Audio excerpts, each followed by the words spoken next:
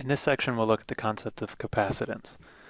First, on the right side, we have a circuit diagram, and as this is the first time we're actually looking at circuits diagrammed this way, I want to go over a couple symbols.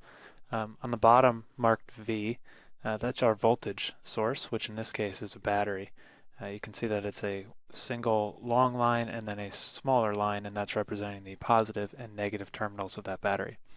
The individual lines on the outside forming the box of this circuit represent wires. And the exact representation of those wires doesn't really matter. We simplify it and make it a box shape just so that we can keep things organized and simple for ourselves.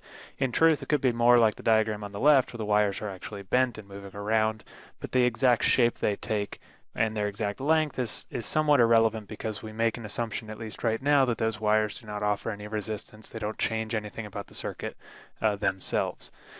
On the top end of the circuit, marked with the C, is a new unit that we call a capacitor. And a capacitor is essentially just two plates that are going to be oppositely charged, and by doing so, they allow us to store charge on them. Electric energy can actually be stored on these.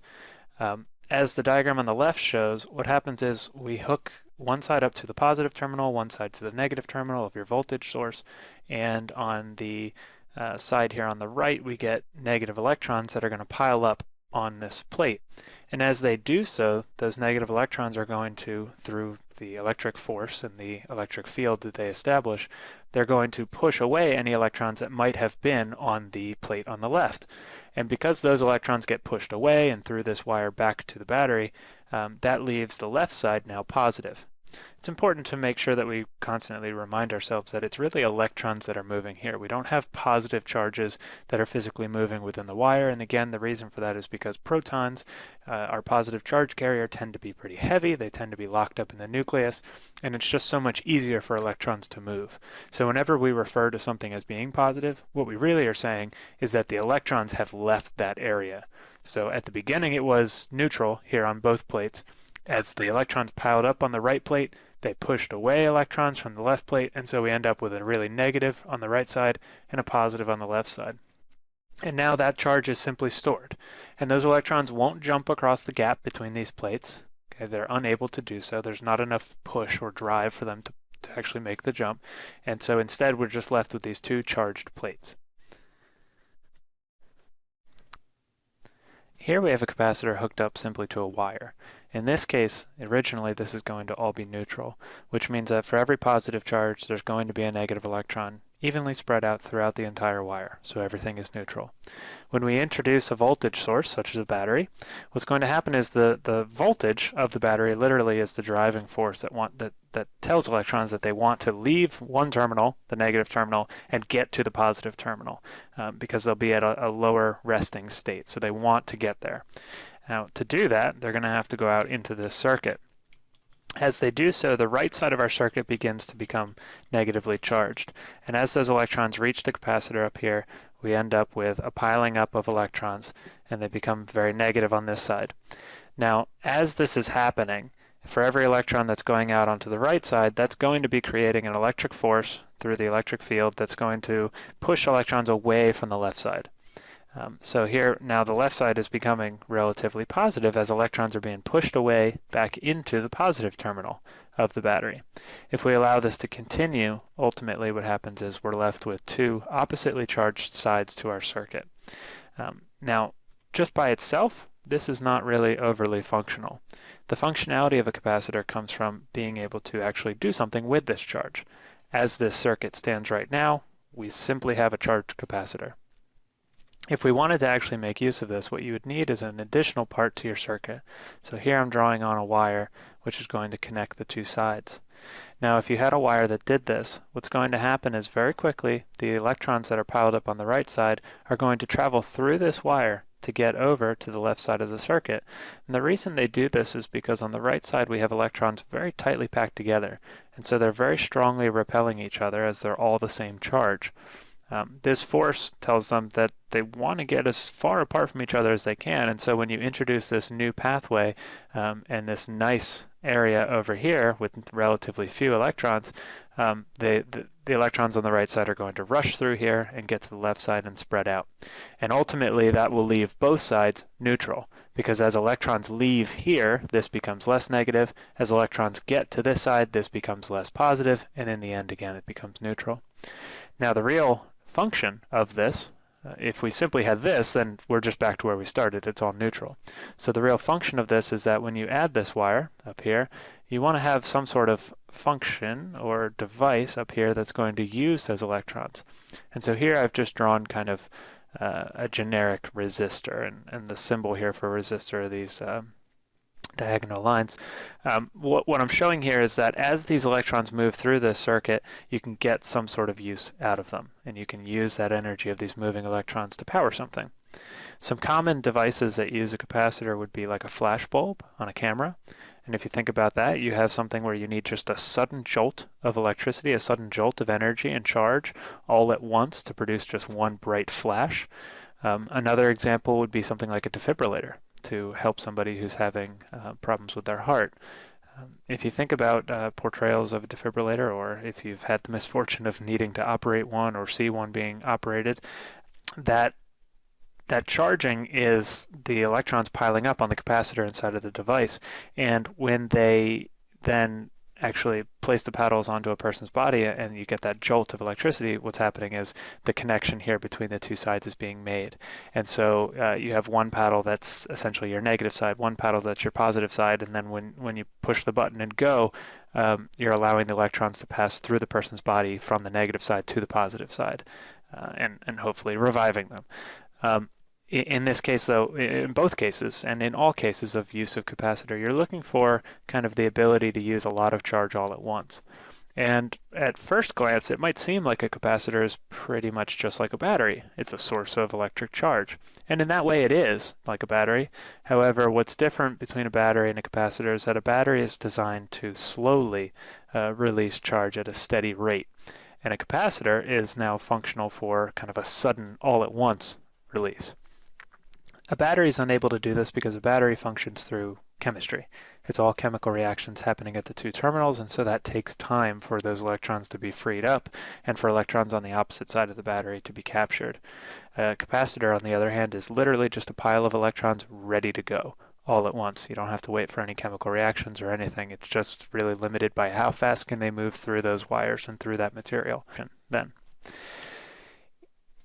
in order to measure capacitance, we have a couple equations here, and actually I want to focus on this one on the right, because this here defines for us what capacitance really is. Now, in terms of just a strict definition, capacitance is the amount of charge that a device, a capacitor, can hold per volt that it's attached to. And so what that means is if I want to store more charge, I could increase the voltage. And the equation shows me that. So capacitance would be kind of a set rating of a capacitor, and that would tell you how many coulombs of charge per volt. So if I had a 9-volt battery, I could get a certain number of coulombs. If I increased it to an 18-volt battery, I would have twice the amount of charge stored up on it. The unit for capacitance then is coulombs per volt, or we shorten that to the farad, named for Michael Faraday. The number of farads of a capacitor can vary. It depends on the function of it. We have very small capacitors, or we have much, much larger capacitors, such that capacitors could actually be extremely dangerous if you were opening up certain types of appliances or devices and you're not careful. You could get quite the shock from a capacitor.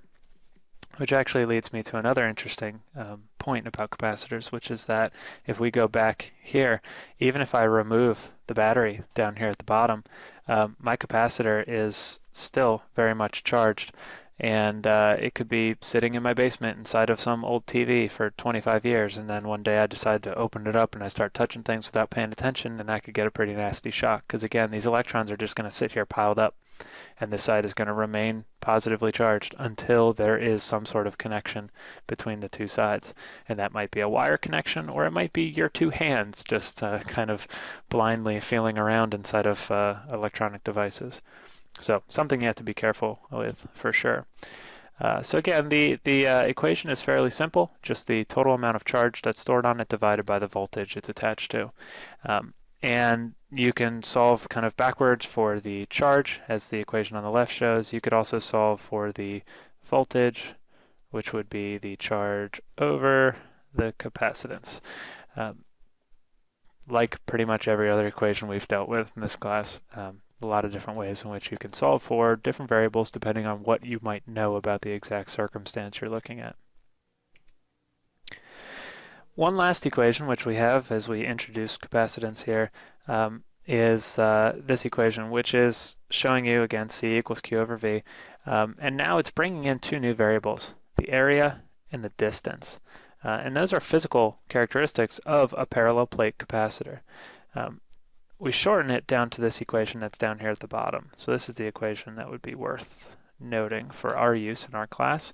And what this does for us is it relates the area of the plates, so the actual length times width area of the parallel plates that are attached, that are not attached, that are placed next to each other inside of our capacitor. And then you divide that by the distance between those plates. So right away, just looking at this equation, what that tells me is that if I increase the amount of area of those plates, I will increase the capacitance. And I can make sense of this because the more area that I have in my capacitor, the more room I have for electrons to pile onto those plates. And the shorter the distance, so as this becomes smaller, since it's in the denominator, that's going to make my capacitance go up as well. This one also makes sense when we think about it, because if those two plates that we have for our capacitor here are very, very close together, what happens is the electrons that are piling up on one side are going to have a very, very strong effect at pushing away electrons on the other side. So as close as you can get those plates together would improve your capacitance, allowing you to store more and more charge there. The only danger you run into is that as your plates get closer and closer, you have to worry a little bit more about whether or not electrons are going to be able to arc across and jump across through an electric shock and conduction from one side to the other.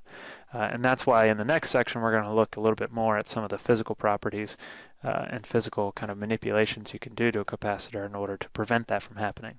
Because at no point in the use of a capacitor should electrons ever be jumping directly across the plates.